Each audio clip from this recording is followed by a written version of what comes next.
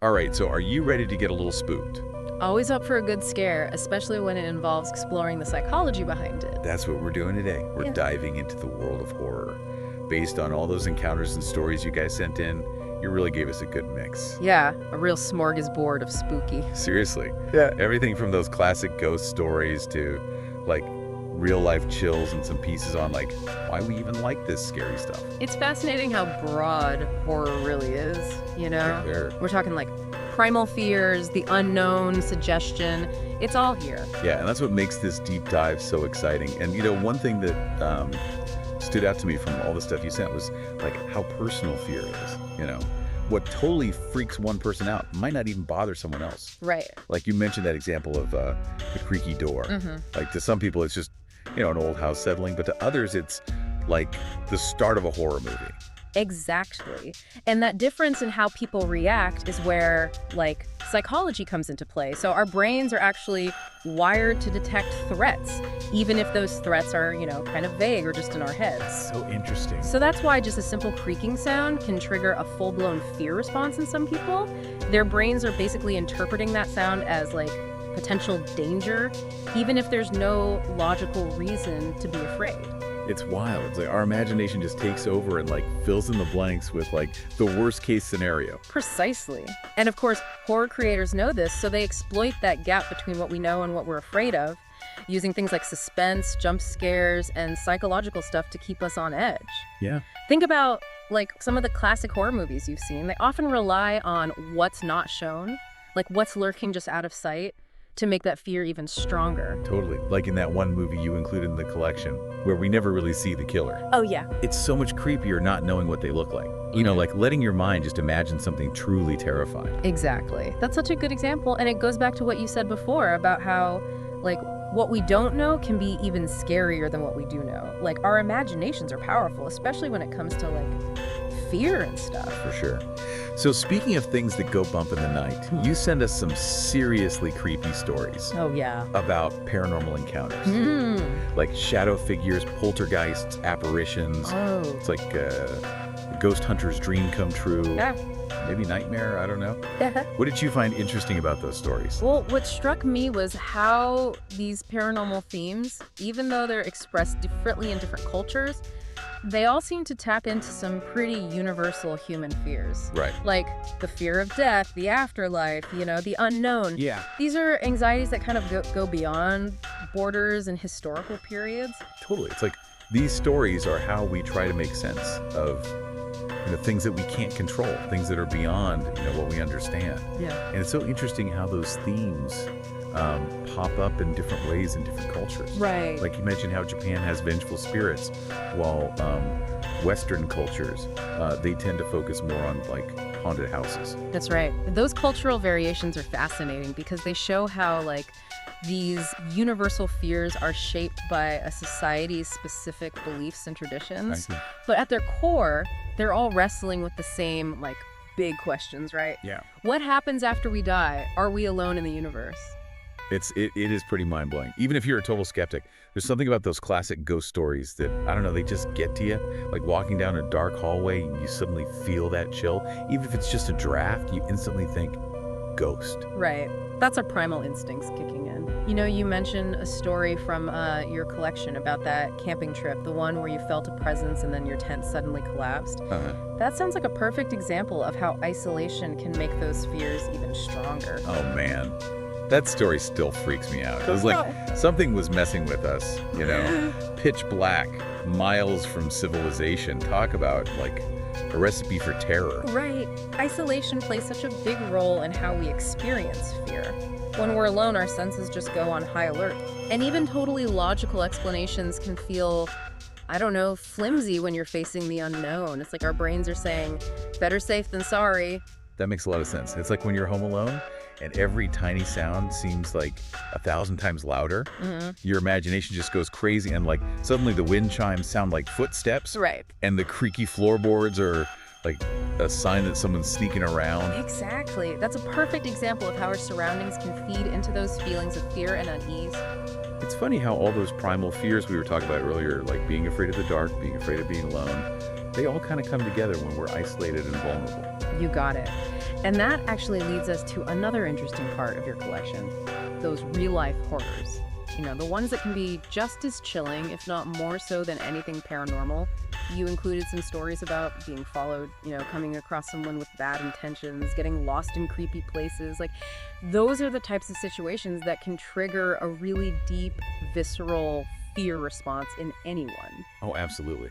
The idea of, like, tangible danger, real-life threats, it hits differently than a ghost story. It's like it taps into a different part of our brain, that fight-or-flight instinct that's kept humans alive for, centuries. Exactly. And that kind of fear, it's deeply ingrained in us. It's all about survival, about avoiding real danger right here, right now. Okay, so we've got ghosts, we've got real-life threats. What else is in this horror buffet you've given us? Well, there's also the role that storytelling plays in how we experience horror. It's fascinating.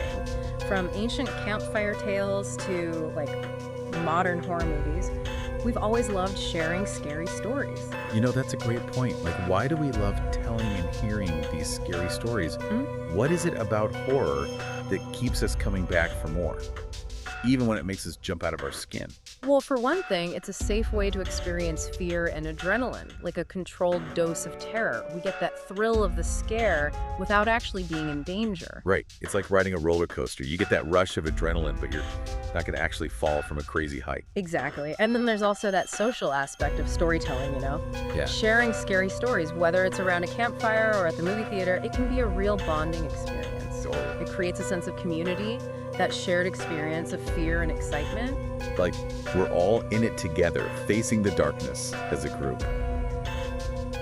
I think that's especially true for those stories that, tap into our shared anxieties, like the example of Bloody Mary you mentioned before. Yeah, that's a great one.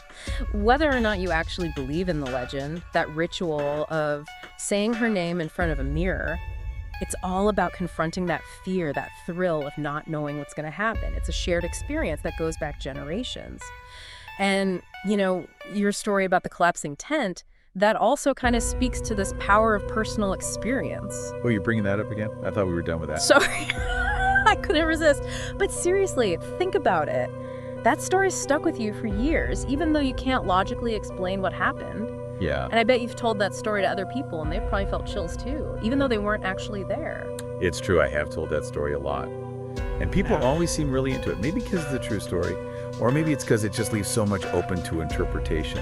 Exactly. Those personal encounters, especially the ones that, defy logic, have a way of sticking with us and becoming part of our own, personal horror collection. Yeah. And they bring up a really interesting question. Do we need a rational explanation for every scary experience?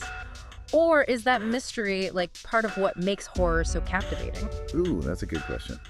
I mean, sometimes I really want answers. Mm-hmm. I want to know what's really going on. But other times, I think not knowing that ambiguity, that's what makes it really scary. Right. If you could definitively prove that ghosts don't exist, would ghost stories be as fun to tell? That's a great point. It's like the difference between, a magic trick and a science experiment. Yeah. With the magic trick, all the wonder comes from the mystery. Like suspending your disbelief. If you knew exactly how it worked, it wouldn't be nearly as entertaining. Right. It's the same with horror. Sometimes the best scares are the ones that leave us with more questions than answers. It's that feeling that stays with you, that something's just, not right. That's what really gets under your skin. Speaking of things that stay with us, you mentioned how these encounters, whether they're, paranormal or real life, they can really have a lasting impact on us. What did you mean by that? Well, think about how you felt after that tent collapsed. I'm guessing it wasn't just, a quick moment of fear. It probably stayed with you, maybe even changed how you think about camping or being alone in the woods. Totally right. I Okay. definitely started checking my tent stakes a lot more carefully after that. But it goes beyond just, practical things. It's like that experience tapped into some primal fear. And it took a while for that fear to, calm down. Exactly. And everyone deals with those lingering chills in different ways. Some people find comfort in sharing their stories, almost like a way to, get it out. It's a way of processing the whole experience, making sense of it by talking about it. By telling the story, it helps to kind of, tame the fear, to take some of its power away. Exactly. While others might turn to logic and reason, trying to debunk the experience and regain a sense of control, Uh-huh. maybe they research logical explanations, look for proof that what they saw or felt wasn't real. It's like a defense mechanism, a way to protect themselves from the unknown. Right, and both approaches are totally valid. Ultimately, how we handle these encounters comes down to, like, our own individual relationship with fear and the unknown. Yeah? Some embrace the mystery, and some need, like, solid answers to feel safe. And this brings us back to a big point we've been talking about this whole time, What's that? that fear is a personal thing. You're so right. What might scare you might not scare me, and vice versa. Yeah. And the way we deal with fear, how we understand it, that's just as individual as the fear itself. Exactly. Yeah. There's no right or wrong way to experience horror. The important thing is that we engage with it thoughtfully, that we use it as a chance to explore our own fears, our own boundaries, and how we understand the world around us. Well said.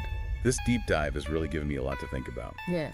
We've gone from, like, the actual science of fear to the cultural differences in ghost stories, from the power of personal stories to how we handle those things that go bump in the night. Yeah, it's been quite a journey. And, your collection of sources has been a fantastic guide. It's obvious you've thought a lot about the nature of horror. And that curiosity, that's what makes these deep dives so great. Speaking of curiosity, do you have a final thought-provoking question for our listeners before we wrap things up? I always love a good brain teaser. I do, actually. It's this.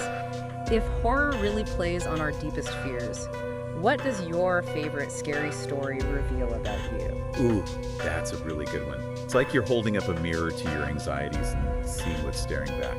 So what about you, listener? What are you drawn to in horror? Maybe you're fascinated by ghost stories and the whole idea of life after death, or maybe you're more into those psychological thrillers that just mess with your head. Whatever it is, I think it's worth taking a look at what our preferences tell us about ourselves. You got it. And I think it goes even further than just our individual fears. Like, our favorite horror stories, they can also show something about the cultural anxieties of the time we're living in. Well, yeah. Think about those classic monster movies from the 1950s. A lot of people saw them as, metaphors for the Cold War and that fear of nuclear annihilation. That's so true. It's like these stories are a way for us to process the anxieties of our time. Like, we're giving a shape to our collective fears. Yeah. And even though the threats might change over time, those underlying fears, like the fear of the unknown, the fear of losing control, the fear that, life is fragile, those seem to be pretty universal. They're timeless. Exactly. And I think that's a big part of why horror's been around for so long. It lets us face those fears in a safe place, to explore the dark side of human nature and all the mysteries of the universe without actually putting ourselves in danger. It's like a pressure valve for our anxieties, a way to blow off steam without, actually exploding. I like that. And I think it's really important to remember that horror, at its heart, is really a reflection of ourselves, our weaknesses, our worries, and how we deal with those things that go bump in the night, both literally and figuratively. Well, on that note, I think it's time for us to step out of the shadows and back into the light. But listener, we hope you'll keep thinking about all this stuff, keep asking questions, and keep looking for those stories that really make you think and feel. Maybe even the ones that keep you up at night. Yeah, and if you have any spooky stories of your own that you want to share, we'd love to hear them. Maybe we'll even feature them in a future deep dive. Until then, sweet dreams. Yeah. And don't let the shadows bite. Yeah.